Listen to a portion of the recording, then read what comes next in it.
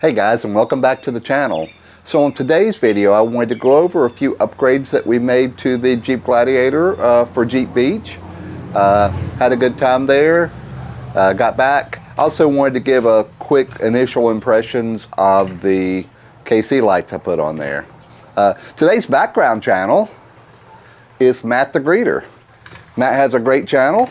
Love watching his stuff. He's a funny guy and he's worth every second. So if you don't subscribe to Matt, please give him a look and give him a sub. He's a very good guy.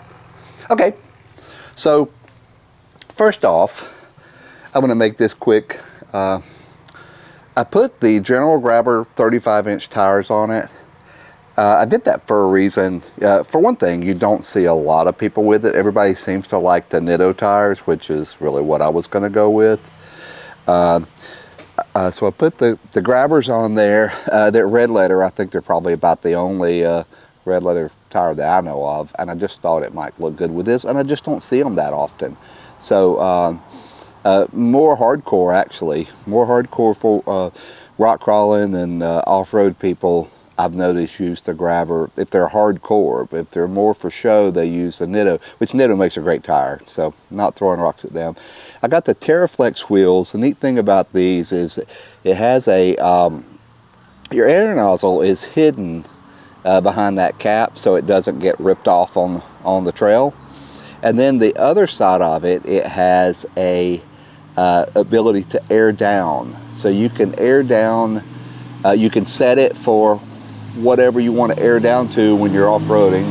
Sorry, it's a loud vehicle day at the Spyder garage. So I can set that for about 12 pounds, and then I can just turn it to down and it'll stop at 12 pounds. So I can go around to all four tires and do that. So I added this. I added these Redrock 4x4 rock sliders. I also have a Rubicon rock slider right here. A lot of times you'll take that off and put this on, and then they'll be more angled like that. But I'm happy with the angle of it, and I like keeping both of them. It's just extra protection. I did a Teraflex lift in the back, mostly just a spring puck lift, and that's more to keep the rake and somewhat level. Also, I did put 5 of these on. There's another one, the spare is underneath there. Sticks out a little further than the 33s that were on there. On the front, I used rock crawler 2-inch lift or 2.5-inch lift, and you know, there's a lot of good lifts out there. Rock crawler's one of the best. You can't go wrong with Teraflex either. I mean, there's many of them. I also put a SteerSmarts adjustable track bar. That's the red bar. It's double thickness of what the factory track bar was. And of course, we put new springs in, and then let's get to the KC lights. So I did the KC lights. We collected a bunch of ducks. Seems like everywhere we parked, we had ducks, and so we just tossed them up there. That's a thing Jeepers do. They give other Jeepers ducks. So we put the KC lights on. I changed the covers around a little bit. I like the original one because that was the original one from, what, 1970? So I like that. It's an interesting setup. Comes with this whole piece here. It comes with brackets to add 2 more. They didn't wire tie this in. I wire tied it in. I'm probably going to move that. And we'll get to this in just a moment. And to work those, I also got this switch, control switch. The factory one has 4, and this one has 6. So I only have one thing hooked up to it right now. And you can power it on and, you know, turn the lights on and everything. It's pretty neat. It actually has a control box under the hood. And so like if I add 2 more lights over here, I can plug them into number 2 or number 3. It's right there. It's easy to use. It's a very clean setup. I'll show it to you. Okay guys, you might notice I'm wearing different clothes now. You know, I recorded down there when I was up editing. I don't know what happened. I missed some shots for some reason. So, and I actually grabbed the GoPro for this part. So this is the switch controller that I put in for the switch inside that I showed you guys. And you know, the wires go in here, right? And then you put your wires where you want them based on what switch number it is. So it's actually very clean. It's a very clean install. I'm really happy with it. The guys at Outlaw Offroad installed all this for me. You know, I was on a work trip. I would have liked to install some of it myself, but not the way it worked out, which is fine. There we go. Not the way it worked out, which was fine. But I also wanted to go over these KC lights I mentioned in the other video. So the problem I'm having with the KC lights right now, light-wise, they're great.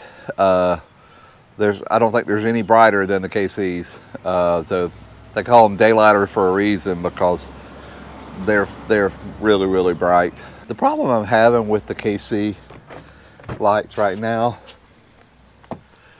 the air that comes through it, I mean, it's going to cause some interference. It's going to disrupt the air a bit.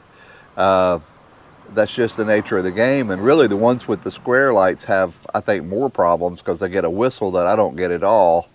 But they make things to cover them. Aerolids, Gabe Warner's company, he makes a cover you can have done in a lot of different ways. That'll block that wind noise that rounds out over it. They don't make anything for these. And the problem I'm having is once the air comes in, it hits this lip right here. You see this sticks up a little bit? It hits that lip and you get much more air noise than you used to. I used to get a little air noise there. And then on the top, it makes the top buffet. And it's really bad.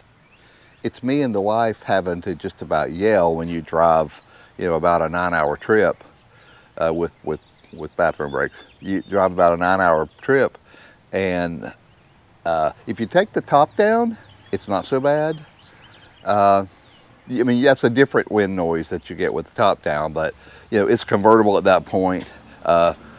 You have no buffeting because you're on the top. So overall, if you're going off on the dark trails, you can't beat the KCs. If you want a quiet luxury ride, you shouldn't have a Jeep anyway, because you're not going to get it. But I am working with some options. I've done a lot of Google searching. I've done a lot of research on it. There's a lot of people with the same problem, but not a lot of solutions out there, really. One of them is like these racks that people make. Even they make bicycle racks. I think it's called Thuel, Thuel or something like that. There's many. Yokohama makes rack companies. They make that wind deflector. It looks like a wing that you put in the front. And one guy, the only guy that I could find that successfully changed his wind problem, and he had mounted them somewhere around here, the centerpiece, and the other side. He'd made little L brackets and then put that little wing right here. I also thought about putting some type of just the cheap door spongy weather stripping to go across right there. You know, it has that little adhesive tape on it which won't hold very well, but for me to test would work fine, and just putting the adhesive right there to see if that blocked the wind from it. Because I'm telling you, I think when it hits the top, it hits strong enough to lift the top up a little bit, and when it does that, it causes the buffeting. And again, it's really bad. And I hate to say it, but I would get rid of these lights. I'd sell them to somebody else before I would live through that, because there is, you know, we have trips planned and we're going to have to ride on the interstate. There is another rack that I'm looking at. I'll throw a picture of it. I actually saw it on somebody else's truck at Jeep Beach, and he also had the same cover I had. Most of those racks in the back don't fit with a cover. These are made to fit with a cover, and it comes up, it has a roll bar in it. It's only about this big, which defeats some of the purpose of what I was wanting to do, but it has a roll bar here, and you can mount lights on the roll bar, so I could actually move them and have the lights up here. What I'd have to test is what happens when you put the top back, you know, because this top comes back and sits up like this. So it comes back and it sits up like that. So I'm just, you know, that's a lot of questions. I think that rack is about 800, 900 bucks. So I don't want to spend that kind of money on it and then not be able to use my top. So again, the other option is to put the hard top back on it and not use the soft top, but that's really not an option to me because we like taking the top back.